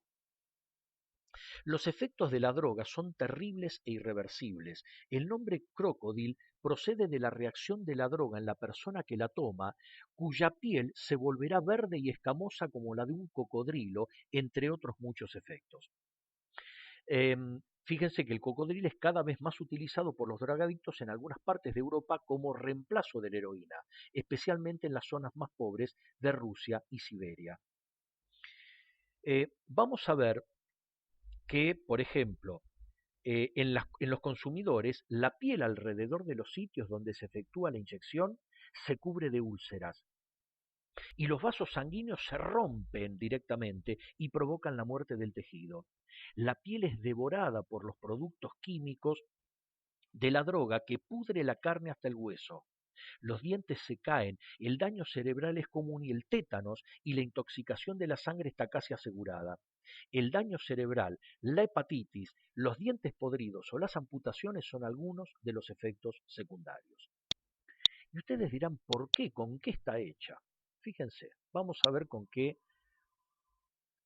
se hace esta droga. Repito, que se creó intentando que fuera reemplazo de la heroína. Está compuesta por nafta, yodo, codeína, que es un opioide, eh, aguarrás, fluido refrigerante, líquido refrigerante y limpiador industrial de combustible, de aceite. Así que imagínense la porquería con la cual está hecha. Si se quiere, lo único que provoca efecto opiáceo es nada más que la codeína. Entonces, fíjense los efectos que produce. Acá tenemos cómo la piel se va cubriendo de escamas verdes. Este es un caso leve. Fíjense de este a este cómo le cambió la piel. ¿Mm? Pero este es un caso, repito, leve. Hay casos mucho más graves. Si no, fíjense en este hombre cómo se le va poniendo la piel escamosa y verdosa como si fuera un lagarto, un cocodrilo. De ahí es de donde viene el nombre de la droga. Pero eso no es nada. Directamente en donde se inyecta, la carne se pudre y se cae. Acá vemos un caso bastante más severo en donde se nota el efecto de la droga que convirtió la piel de esta persona, fíjense, parece en la piel de un caimán, de un lagarto.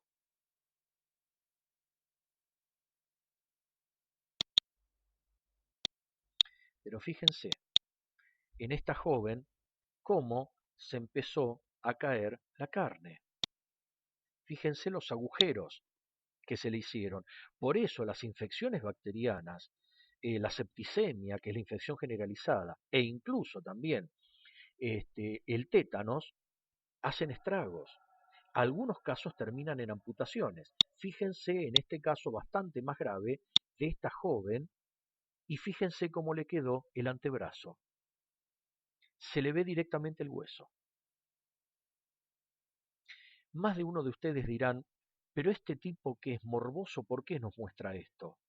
Porque a veces, chicos, la única manera de hacer entender algunas cosas es mostrar lo que a veces resulta difícil o asqueroso de mostrar. ¿Mm? Pero quiero ser completamente honesto con ustedes. Las adicciones jamás llevan a nada bueno. Jamás. Sin excepciones. Y vamos ahora a ver lo último, que es lo que yo decidí hacer, y que es la adicción a la pornografía. Sí, ustedes dirán, existe esa adicción. Y ustedes dirán, pero eso no puede ser una adicción, ¿que no? Fíjense, esta tomografía computarizada. Este es un cerebro normal. Este es el cerebro de una persona que consume heroína. Y este es el cerebro de una persona que consume continuamente pornografía. Fíjense, parece que hubiera quedado en peor estado que el cerebro de aquel que consume heroína. Con lo cual, es mentira que el consumo de pornografía sea distinto. A ver, seguramente no será algo que se ingresa al cuerpo o algo que se consume a través de la vista, pero esto es lo que provoca la adicción a la pornografía en un cerebro humano, sea de hombre o sea de mujer, no importa. Fíjense que muchos estudios han determinado eh, el efecto que produce la pornografía. En este caso, nosotros tenemos un cerebro saludable. Estas cosas que están marcadas en rojo es lo que se llama las amígdalas del cerebro. No son las de la garganta, no, son las amígdalas del cerebro que según los neurólogos intervienen como frenos inhibitorios. Es lo que nos permite eventualmente ser ubicados, comportarnos de una manera civilizada, comportarnos de una manera cortés, no ser agresivos ni violentos, etcétera. Mientras que, fíjense el cerebro de una persona con alguna adicción, el tamaño de las amígdalas cerebrales disminuye. Es por eso que la gente adicta es más propensa a cometer actos violentos y a cometer actos que una persona normal en sus cabales jamás se atrevería a hacer. ¿Mm? Es más, yendo más allá, en la década del 90 se efectuaron este tipo de estudios en presos de alta peligrosidad en Estados Unidos, generalmente asesinos, y se determinó que los crímenes más violentos eran cometidos por especialmente hombres en los cuales las amígdalas cerebrales habían sido reducidas por algún tipo de adicción. Obviamente lo mismo pasa con la pornografía. Vamos a ver este Word como para ir cerrando un poco esta exposición. Fíjense, eh, Confucio era un filósofo, un pensador chino, decía, los vicios vienen como pasajeros, nos visitan como huéspedes y se quedan como amos. Entonces, el término pornografía se refiere a cualquier material literario, artístico, cinematográfico que exhibe de manera explícita genitales y acciones sexuales y que tiene como objetivo principal excitar al espectador de manera sexual. Fíjense que actualmente la pornografía adquirió tal popularidad debido a la introducción de las nuevas tecnologías, que el consumo de pornografía a nivel mundial se disparó por las nubes. Por ejemplo, en 2016, un solo portal dedicado a este sector obtuvo 44.000 visitas por minuto. Es decir, 64 millones de visitas al día, o lo que es lo mismo, 4.392 millones de horas de pornografía ese año. Y uno podrá decir, ¿y qué es lo que provoca? Provoca adicción. ¿Por qué? Veamos acá. Esto es una página del 2015 de Pornhub, que es un top 20 de los países que más consumen pornografía. En primer lugar está Estados Unidos, en segundo lugar Reino Unido de Gran Bretaña, India, Canadá, Alemania, Francia, Australia, Italia, Brasil, México, bla, bla, bla, bla. Llegamos acá al puesto número 17.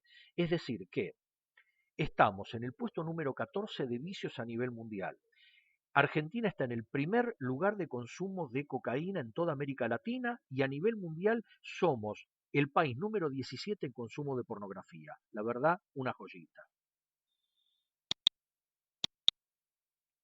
Veamos qué es lo que provoca. Está un poco lento esto, pero no importa, ya va a salir, no se apuren. Y realmente me doy cuenta de que se me está estirando demasiado este video, pero bueno, no me queda otra alternativa. La ESI es la ESI y el cuidado del cuerpo es lo que corresponde. Bien, a ver. em, Un consumo continuado de pornografía termina por alterar el funcionamiento del cerebro y su estructura, generando más activación en algunas zonas, como en la amígdala, e incluso modificando el tamaño de algunas regiones cerebrales. Como en todas las adicciones, la sobreestimulación promueve un consumo más frecuente y el acto sexual natural deja de ser tan placentero. Cuanto más pornografía se consume, más se reduce la actividad del centro de recompensa y más dopamina necesita generar el cerebro para sentir placer. Es decir, aquel que consume pornografía lo consume solamente por una finalidad, que es la de obtener excitación visual y luego excitación corporal, produciendo o llevando a cabo la masturbación mientras mira la pornografía. Pero no solamente eso, se, se le normaliza tanto en su psiquis que eso que está viendo en la pantalla es el sexo deseable, que se da cuenta de que el sexo que podría tener en su vida real resulta completamente soso, insulso y falto de todo tipo de condimentos. Entonces llega un momento que se encierra en ese consumo y directamente decide, ¿m?, por una falta de suficiente placer, tener relaciones sexuales reales. Eso es lo que provoca en definitiva la pornografía. Pero al mismo tiempo también el FBI terminó probando, y otros estudios forenses, especialmente en Estados Unidos, analizando el comportamiento de depredadores sexuales seriales, que todos aquellos condenados por delitos violentos y especialmente con violaciones o abusos sexuales, todos ellos estaban imbuidos en el consumo adictivo de pornografía. ¿Por qué? Porque llega un momento en que ya lo que vieron les resulta poco y quieren ir más allá todavía. ¿Sí? Que es más, yo les recomiendo que busquen en YouTube un video en el cual se le hizo una entrevista a un violador y asesino serial norteamericano que se llama Ted Bundy, se llamaba Ted Bundy, y que fue ejecutado en la silla eléctrica en el estado de Florida en el año 1993. Y él mismo decía, en esa misma entrevista, si yo no hubiese entrado en contacto con la pornografía, lo más seguro es que no hubiese cometido las atrocidades que cometí. Y ojo que era un nene bastante pesado, porque se considera que violó y mató a cerca de 100 mujeres, a pesar de que se le pudieron probar solo 44. Pero eso fue suficiente para que lo condenaran a muerte. Y él mismo dice, ojo, porque yo soy de los consumidores de pornografía que la veía en revistas o en libros. Ahora hay televisión por cable, en la época en la que él vivía, y los chicos pueden ver películas pornográficas de canales codificados. Y eso que Ted Bundy no pudo conocer lo que era Internet, porque en el momento en el que él fue ejecutado, Internet todavía no existía. Entonces, ¿a qué quiero llegar con todo esto de respecto de la ESI? A que cuando ustedes encuentren la posibilidad, porque se la van a encontrar a cada paso, de poder volverse adictos a alguna de estas situaciones, especialmente a las sustancias adictivas, lo piensen varias veces. Porque es fácil decir yo lo controlo, pero lamentablemente cuando alguien dice yo lo controlo es porque en realidad el vicio ya te controla a vos, la adicción ya te controla a vos. Yo hago un mea culpa, durante años yo decía no, el consumo de cigarrillo lo controlo yo, mentira, él me controlaba a mí, hasta que se dio la posibilidad de que pude sacármelo de encima. Pero a veces no es tan fácil. Y se trataba del cigarrillo, que si bien me podía matar, por lo menos no me provocaba cambios de comportamiento ni me provocaba destrucción a nivel neuronal. Así que yo les recomiendo, no solo les recomiendo, les pido, cuando alguien les diga, probá que no pasa nada, acuérdense de esto. El que realmente te quiere no te va a hacer consumir algo que te haga mal. Y en materia de lo que es consumo de estas sustancias, el primero te lo regalan, el segundo ya te lo cobran. Bueno chicos, espero que este video les haya servido y nos vemos en el próximo. Feliz día de la ESI. Perdón, buena semana de la ESI.